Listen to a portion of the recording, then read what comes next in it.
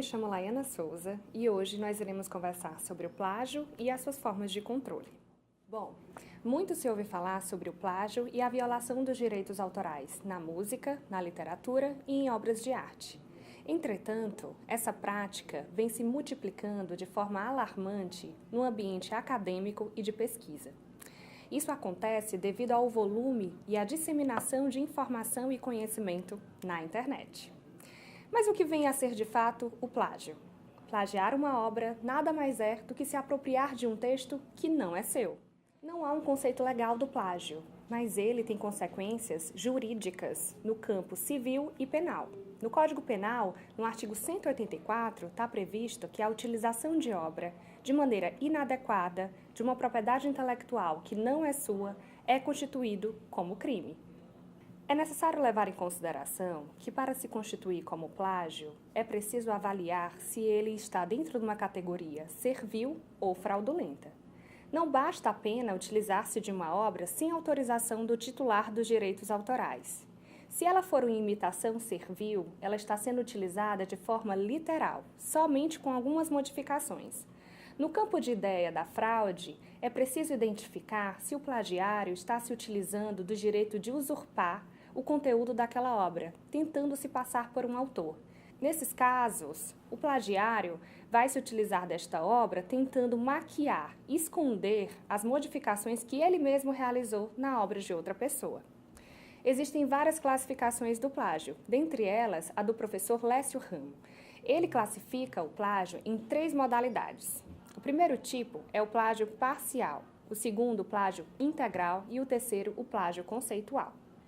O plágio integral é a transcrição literal de uma parte de uma obra em que não há citação do autor. No caso do plágio parcial, não é exatamente pegar um pouco da obra, uma parte apenas de alguma obra específica, mas é a junção de várias obras, de várias passagens, parágrafos, frases, dentro de uma mesma obra para tentar confundir o leitor e tentar se passar por esse autor. O plágio conceitual, como o nome já diz, aquele plagiário se utilizará do conceito de uma definição e levará adiante como se fosse um conceito seu, um conceito próprio. Então, a gente vai percebendo que o plágio ele é um fenômeno global, um fenômeno antigo, mas infelizmente vem se intensificando na sociedade da informação. Isso se dá não apenas pelo acúmulo informacional e a produção exacerbada que a gente vê hoje em dia, mas pela forma que o sujeito contemporâneo se utiliza dessa informação, de como ela é disseminada e de como ela é acessada. Desde a popularização da internet, o uso indiscriminado de conteúdo em rede vem gerando indiscutíveis e longos debates. Estando na rede, a informação ela é facilitada para o usuário, para que ela seja apropriada e utilizada como se fosse dele próprio. Na verdade, a internet tornou-se tanto aliada como inimiga. Se a gente parar para pensar, existem várias formas e softwares, sites diversos que tentam capturar esses plágios, essas cópias.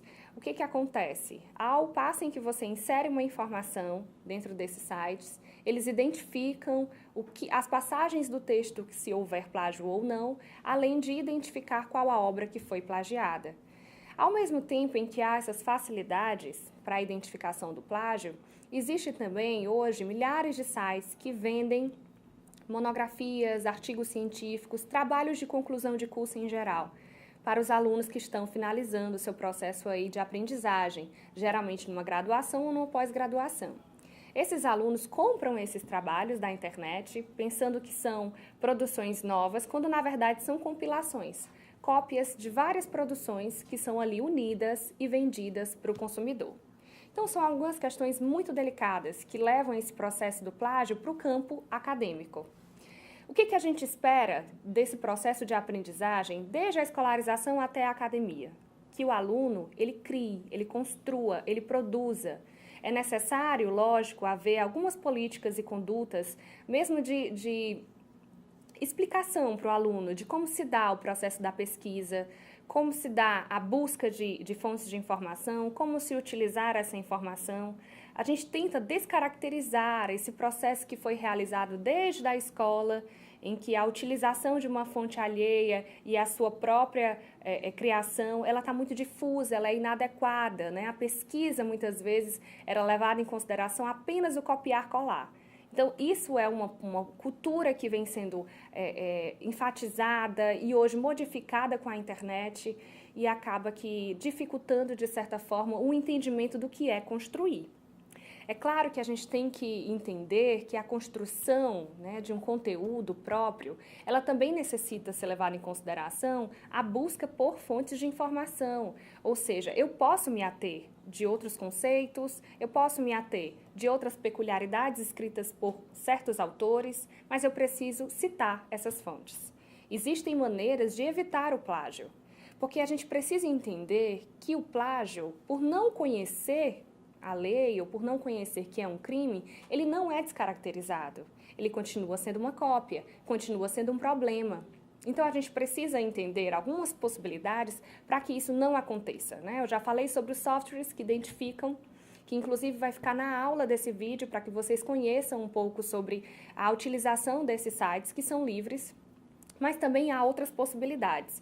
Uma das que eu sempre indico é o fichamento, né? Quando você está lendo uma obra, que você extrai certas passagens daquele autor, ao final daquela extração, daquela transcrição literal, você coloca entre aspas e pagina. Então, a partir do momento que você vai fazendo esse exercício de paginar, de relembrar de onde você tirou aquele conteúdo, facilita para o final da construção do seu trabalho. Eu não vou acabar esquecendo de onde eu retirei aquele texto. Além, claro, de resumos, resenhas, porque você vai construindo ali a sua visão em cima do que o autor está colocando. Então, é importante, dentro da fundamentação teórica, se ater de outras obras, porém, levando em consideração que é necessário citar, né, a obra que foi retirada daquilo, porque se você fizer uma citação direta, ou seja, a transcrição ali direta do que você retirou do texto, você precisa colocar entre as aspas, ao final, colocar o parêntese, o sobrenome do autor, o ano e a página. Se for uma citação indireta, onde você vai se utilizar das suas concepções e palavras para tratar de uma ideia de um autor, ao final não precisa usar aspas, basta colocar o parêntese, o sobrenome e o ano da obra. Mas é necessário realizar a citação. Não pode esquecer de referenciar ao final de cada obra. Bom, esse foi um pouco do nosso conteúdo que a gente vai tratar nessa aula. Tem muito mais informação nos slides para que vocês possam entender e compreender a dinâmica, essa cultura da cópia que hoje está tão instaurada na sociedade da informação e para que vocês possam exercitar um pouco esse poder de busca, para que vocês entendam que hoje nós estamos o tempo inteiro sob vigilância. Enquanto professor, de maneira geral, é necessário identificar o que o aluno está escrevendo de fato. É claro que durante um percurso, um tempo, você começa a entender até que ponto aquele aluno pode ir. Claro, se você o acompanha desde o início, mas nem sempre é possível que isso seja realizado. E você, como aluno, facilita para que quando você estiver fazendo o seu conteúdo, você não tenha esquecido de algum ponto em que não citou, de algum ponto que esqueceu a referência daquela obra. Então, é muito importante para as suas produções e para questões futuras, né? É muito triste numa organização ter algum funcionário que não saiba criar, que não tenha criatividade. Então, é importante que a gente leve aí adiante esse processo de construção do conhecimento próprio. Obrigada! Thank you.